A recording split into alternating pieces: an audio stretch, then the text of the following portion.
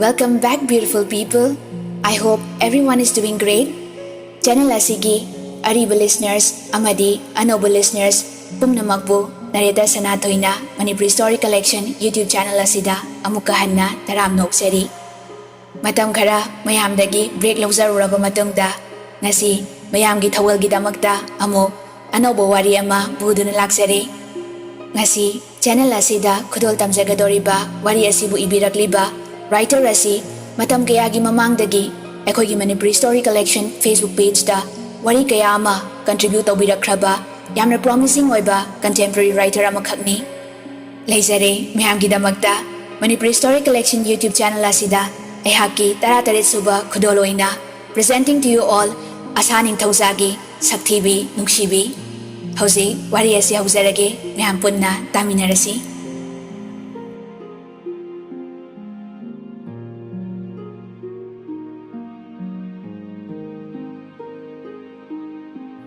Miyoiba haibase manung mapan naiba jiba mani hainari mapan thongda uriba miyoibagi masak aduna mi adugi magun takpadi langani pakpi khawamada manamasing khara puduna changai chawbasu ayuki walking chatlubagi exercise tawri pakpi na karino ayuktana khara phagadra khalaga ayuktana hena mi chinkhre asuk yama mi singsibu amata tumdrabra khangdreba yahawbu onthokna nganakre Chawbana karino mama ibe mana ayuk sida kabok poktana muhalaisina pakpina ho aise imungi mana masing khara lege tawba aduda nungthinda di mi yamna chili haidana ayuk sida chatpani adugadi ayuk sida na hena mi chili Chawbana napang di pangi ayuk tadi lalon mina purakpa anawatek mayamdu bazari kethel phambina lawbu phangnaba ngantana laknarini pakpina Aisu anawatek to laige khanba wahaba na sidawre nasanopi kabok leidi hawalam khiroine Chawbana mama lawdana yahudi phajare pakpina hera adumaina di hainuda isa se naitong poksabini tumsa sanu school chatba nangaga loiri Chawbana tawro tumhalu muriba masak sida amuk loiradi aidi mapa orasu yengba ngamjararoi pakpina bakoi babong adumaina gadi haibinuda aigi isase masak thijarasu mama aigidi sanani Chawbana o ai kari swaijade natte aina haidi kana laudana noba nasanupi sina asuk yam thirise ai haira adu hakna thiba natte pakpina yare makha tabiranu isa thoibi se taraga nungairoi ai hawdokige pakpi mana lerakliba pochai singdu pusinduna changkhre chawbasu imungda changai pakpina bema mamagi thoibi hawgoloni nangbo kabok lei mamitu wiri blanket manungdagi makoktu lithorei ima akoi babongdi pakpina nong hek nganbaga apabongse udradi leiba ngamdraba leibani akoi gadi nongmata hangbi bonte kabok leina ima aina babong hangisa maram yam lei khrajani ko babongda ai ngangta tumkige haibiyo kabok lei blanket tu amu chingkatuna tumkre pakpina na babong sanga adi nang sui chaibirani hogolo school chatba thankini ko asiaram laga pakpi machai kadagi thokre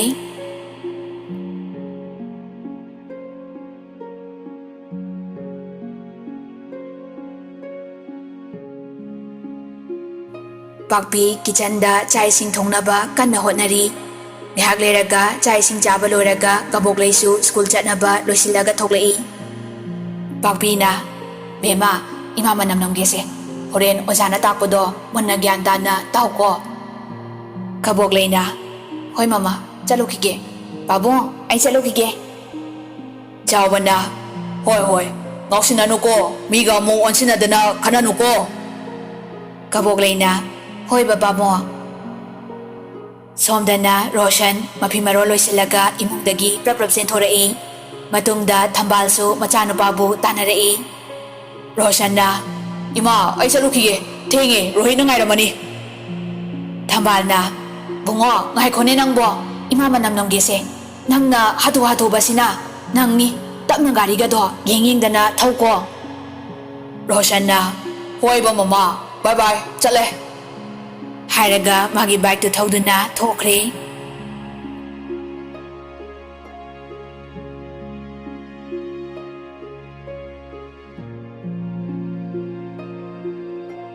Roshan school yausilakpada gari adu khamamaga 11 class-gi mana taba section adu yengaga thirai.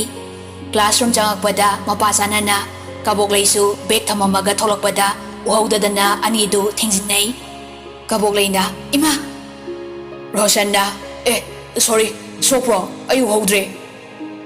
Kaboglai Rosanda sauna yengaga kaino mingonda asukana thingsilaga uhaudre kaina nangdo nupinena usidrira. Roshanna adumai khano asingbo uhaudabane.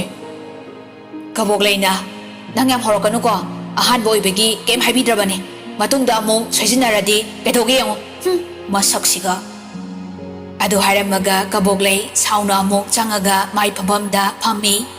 Roshan di ingangangna kaboglaida haifet yenglamnaga phamkhre.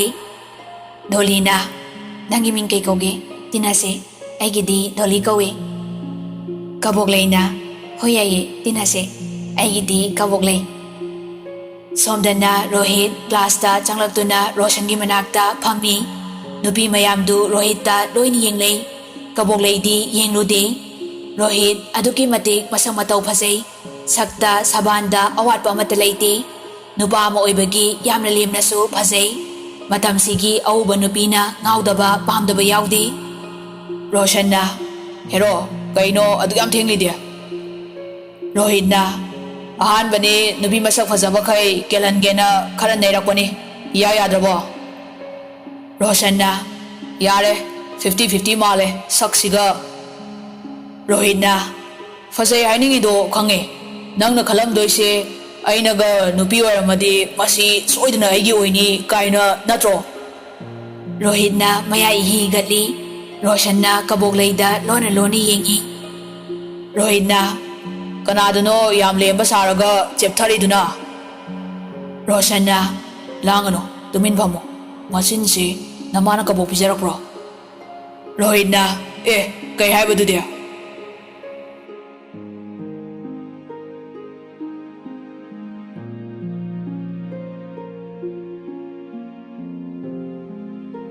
Ngahak leraka oza changlai. Students mayam adu oza aduda wish pirami.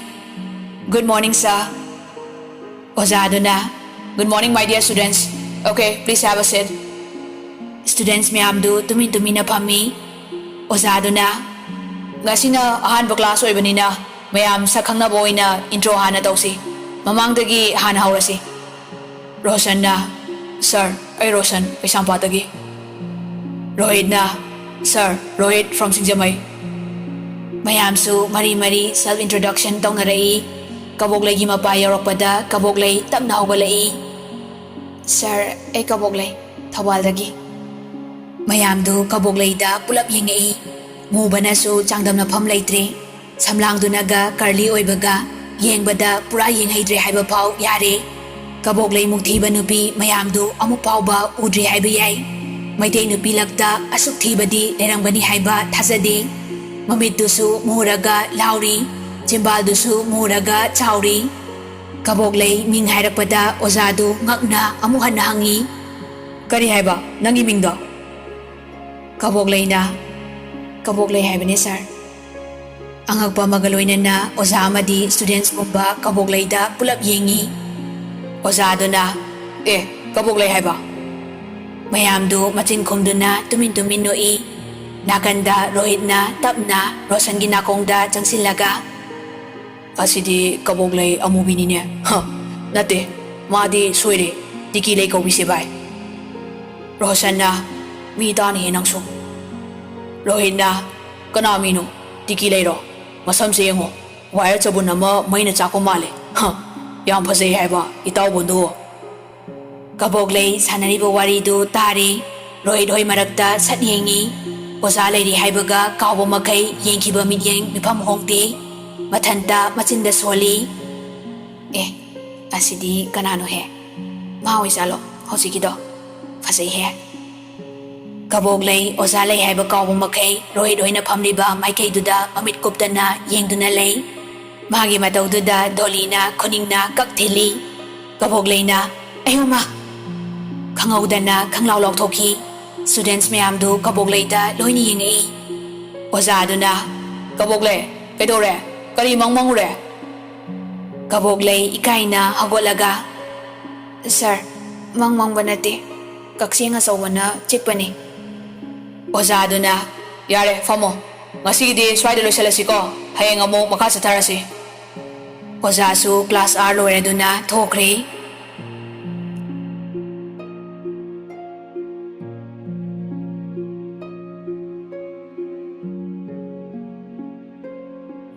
Oza hek thokibaga class ama hodringaigi maragaduda Kaboglayna Dolina kaidorage nangasiya. Kaboglayna kaisu tawdi tu asidaysa yenguni amta. Dolina kaino kaidano. Kaboglayna tu mayaydayse yengo pura Korean hero ni aidi mangona ngawri. Dolina Kaboglayna asingmani ayi punsida mahamu phajaba ai thengnaraktri. Dolina kaino sibo pura leina amani ahan school karakpa numisida. Kaboglayna Dolia asinu pase friend oiseba ko. Dolina kaino he ngasida lakta ngairi kamaina nupasiga friend oidoino. Kaboglayna as ngasi natrasu hayengdagi. Dolina ado hairaga Kaboglayda ngakna yengi. Kaboglaydi tuminna Rohitda yengduna momon nokli. Roshanga Rohit kasu khangi Kaboglayna lona yenglibadu. Roshanna nangna ngasay ayuktagi masumta kay kirakpagi nupi amadi nangonda kelehe. Rohitna sinine naiba aise khara dum tawakani. Roshanna tawbiyo yam tawsilo khara da nate. Rohitna ado bai karambano aingonda kelise aidi khara mamal kaande yade lemthokpa sadoini. Nangna khalo aingonda ngaujaba mayamdagi masak khwai phajabado adudo aisu poithatke. Roshanna saknagadi fajare chagi laiti nupa hek maladana. Rohitna fajai kaino adude yam smart oibedu natro. Roshanna ai da kadai no ma phamurage. Rohitna ai managda phamase nang khoiriro ikairu phamo. Roshanna yare sak ngasaidagi Kaboglayna nangonda yengmada mangak tektore mamit se sepani. Rohitna bai nangdudi kitang hatpa henmandro. Roshanna haima asengwagini ne Kaboglayna ngasai kaksengsi idusu nang yengmada. Rohitna yare lepo bit ka loi hale mut ka se loi thugai nang haunu he chaina ni ko. Roshan di nomi tawraga adum lay.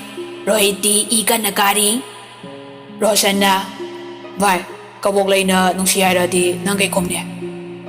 Rohitna chalo he na sadaba kai koktai no du question duna. Roshanna khomune amta tage bai. Rohitna bai yare bitin hanbo wado ngangano nate aina mabu kamai koina doino masakto o patho aidi ngamjararoi nangonda pithopige nupi phangdrido. Roshanna kai haibadudi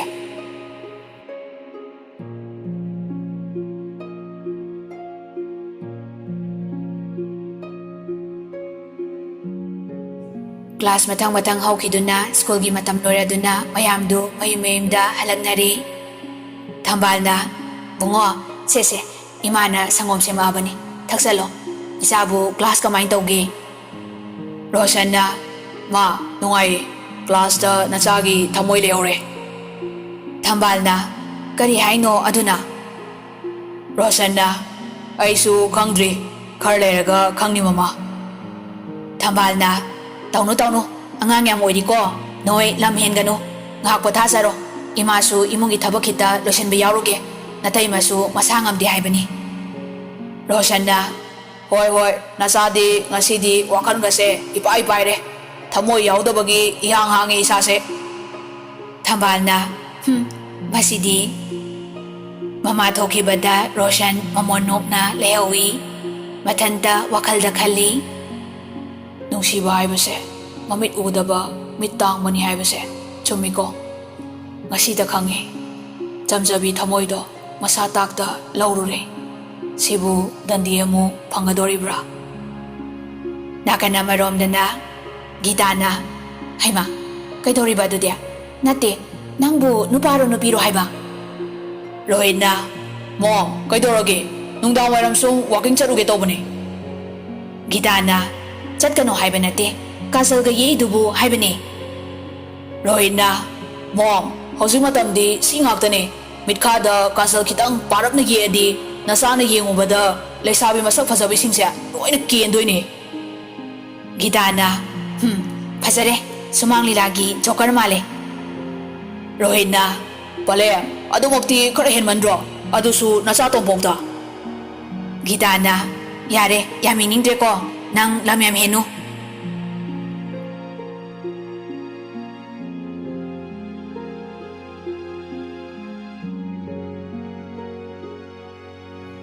ꯁꯣꯝꯗꯅ ꯆꯥꯎꯕꯅ ꯃꯃꯥ ꯏꯕꯦꯝꯃ ꯋꯥ ꯑꯃꯇ ꯈꯟꯅꯁꯤꯅꯦ.